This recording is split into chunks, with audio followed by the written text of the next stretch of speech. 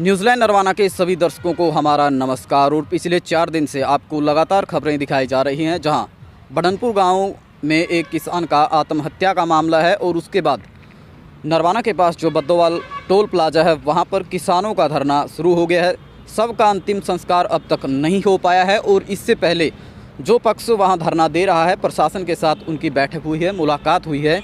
तो 5 मांगे उस संगठन ने, उस दल ने रखी थी, जो हम आपको एक बार बताना चाहेंगे। एक तो पीड़ित परिवार है, उसके लिए सरकारी नौकरी, आर्थिक मुआवजा पीड़ित परिवार को, बीडीपीओ के खिलाफ कानूनी कार्रवाई और जो बोली उन खेतों के लिए दी गई है वो वापस की जाए। तो इस प्रकार की वो मांगे थी। लेकिन इस मामले में अब जो है 2 गुट सामने आए हैं। एक धरना दे रहा है, लेकिन दूसरा जो दल है गांव के ही वो लोग हैं, मोजीज़ लोग हैं, गांव के सरपंच भी उनमें मौजूद हैं। उनका कहना है कि जो कुछ ये षड्यंत्र या जिस प्रकार से दर्शाया जा रहा है कुछ दिनों से, ऐसा कोई मामला या पूरा वो मामला सही नहीं है। सही जानकारी के लिए दोनों पक्षों की जो है राय जानना हर व्यक्ति के लिए महत्वपूर्ण बन जाता है। तो आज प्रशासनिक अधिकारियों की मौजूदगी में वो दूसरा जो है पक्ष गांव का, वो नरवाना के हरियल रेस्ट हाउस में पहुंचा है और प्रशासनिक अधिकारी भी यहां मौजूद हैं और गांव के जो मौजूद लोग हैं जो बताएंगे कि क्या पूरा मामला है। 1950 से दावा किया जा रहा था कि वो जो मृतक किसान है उसका परिवार उस ज़मीन पर खेती कर रहा था। लगभग 8 एकड़ की वो जगह बताई थी। तो मौजूदा जो सरपंच है बडनपुर गांव के, वो हमारे साथ मौजूद हैं। सबसे पहले उनसे पूछेंगे कि वो दावा जो 1950 से अब तक खेती करने का, वो कितना सही है। जी सरपंच साहब, क्या नाम है? और सूरजमल नाम है सर मेरा। तो 1950 से दावा किया जा रहा है कि वो पक्ष जो है खेती ये तो सर सबूत है सारा आपके पास। 1970 से लेकर आज तक इस ज़मीन की लगातार बोलियों लग रही है और हमारा 2016 से 2021 तक का कार्यकाल था। लगातार 5 के 5 साल बोली हुई है जी। तो ये जो रिकॉर्ड आपके सामने पेश है जी। तो इस बार जो बोली हुई वो गांव के किस व्यक्ति ने जो है बोली दी थी? वो प्रताप पासनों पर जाके नाम दी थी और उसके नाम छुटे थे वो बुढ़ारिया जी। तो वो ही उस ज़मीन पर खेती कर रहे होंगे तो उस टाइम? नहीं, अब तो वो कर रहे हैं जी बलवान, और उन्होंने गलत कब्जा उसका जी। तो आपका मतलब है कि बोली इन्होंने दी थी, लेकिन अवैध रूप से जो कब्जा है वो जमाए बैठे थे? हाँ जी, हाँ जी, हाँ जी। तो उन्होंने ही फसल ये बीज रखी थी? हाँ जी।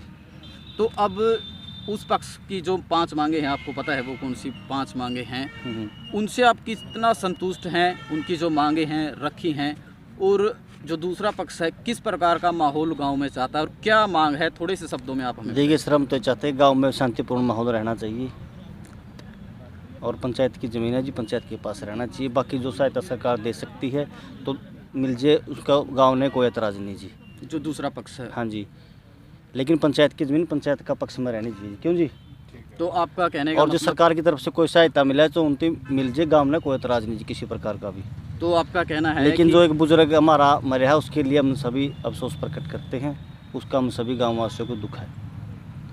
तो आपका कहना है कि जो पंचायती ज़मीन है, जो भी ज़मीन है वो गांव की है, गांव में रहनी चाहिए। इस प्रकार अगर गांव का कोई भी व्यक्ति अपना दावा या अपना कब्जा पेश करता है तो वो सरासर गलत है? हाँ जी सर, हाँ जी।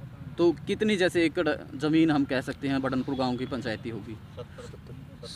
70 एकड़ है जी। तो प्रशासन को कितनी इनकम जैसे एक साल में इसकी हम 30, 35, 25 लाख, 30 लाख इस तरह इनकम होती रहती है जी हर वर्ष।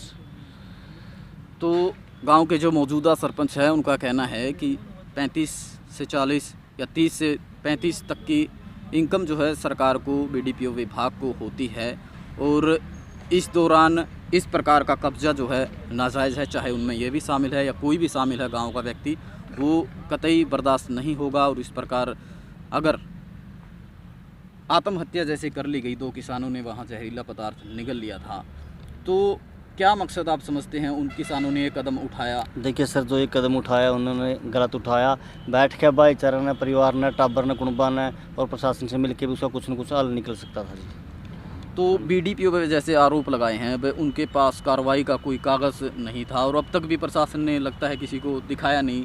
तो इसको लेकर क्या आपका पक्ष? वो तो सिर्फ प्रशासन ही बताएगा जिनके पास क्या डॉक्यूमेंट है, क्या नहीं दिखा सके, प्रशासन दिखाएगा। तो ये खबर लगातार 4 दिनों से चल रही है, लेकिन प्रशासन ने अभी तक इस प्रकार का कोई दावा या पत्र जारी नहीं किया है जिसमें ये दिखाया जा सके कि उस दिन जो कार्रवाई उचाना के बीडीपीओ सुरेंद्र जी करने पहुंचे थे प्रशासन के पास साथ, अभी तक कोई इस प्रकार का लेटर पत्र नहीं दिखाया गया है। इसी कारण ये मामला लंबा खींच रहा है। अगर प्रशासन के पास इस प्रकार का कोई तथ्य होता तो दर्शा दिया जाता और इस मामले में जो है इतनी बड़ी जो संख्या किसानों की लगातार बदौर टोल प्लाज़ा पर जुट रही है वो शायद ना जुटती।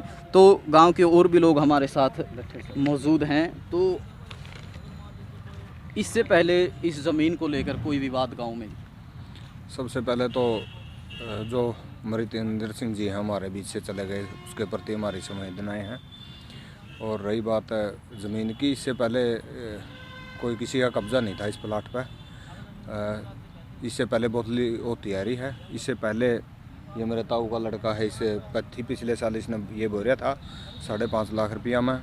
उससे पहले 4 साल बोली पे जो ये पीड़ित परिवार है, ये पीड़ित बता रहे हैं अपने आप में, तो इन्होंने बोई है 4 साल बोली छुटवा गए। और उससे पहले लगभग 14-15 साल इसने भाई ने बोई है, मेरा ताऊ का लड़का है यो। अगर हमारी कोई कब्जे मंशा होती है हम नहीं कर लेंगे। तो हमारी मंशा यह है कि पंचायत की प्रॉपर्टी है, पंचायत के पास रहे, ये गांव के लिए इनकम सोर्सेज है। तो हमारी तो मंशा तो यह है गांव का विकास हो जाए। तो अब जो 4 दिन से सब वहाँ रखा है, गांव का भाईचारा भी कहीं ना कहीं प्रभावित है इस घटना को लेकर। तो उसको लेकर गांव में क्या कुछ माहौल है और भाईचारा दोबारा से ऐसा बने, क्योंकि इस प्रकार की घटनाएं शायद और भी घटे लेकिन भाईचारा जो समाप्त ना हो, उसको लेकर क्या आपका दल जो है कदम उठा रहा है और उठाएगा? हम क्या कदम उठाएंगे? तो सरकार इस मामले को जिस भी तरह निपटावा है तो निपट जाएगा। हमारी तो संवेदना उनके साथ है। हम तो ये चाहें कि वो हमारे बीच से चले गया बुजुर्ग, तो उसका अंतिम संस्कार हो जाए तो अच्छा है। तो एक और सवाल है, उनका एक मांग है कि जो बोली अब की बार दी गई थी वो वापस उस किसान को दी जाए, जबकि वो किसान इस दल में है उसमें नहीं है। तो उन द्वारा ये मांग कितनी जायज़ है? ये तो वो मंशा दबाने की है फिर मेरे ख्याल से, ज़मीन दबाने की मंशा। अगर हमारा उल्टा हो गया तो पंचायत की ज़मीन पर कब्जा हो जाएगा। तो ये तो प्रशासन सोचेगा इसके बारे में क्या करना है। प्रशासन कब्जा छुड़वा होगा ना छुड़वा होगा वो तो प्रशासन का काम है।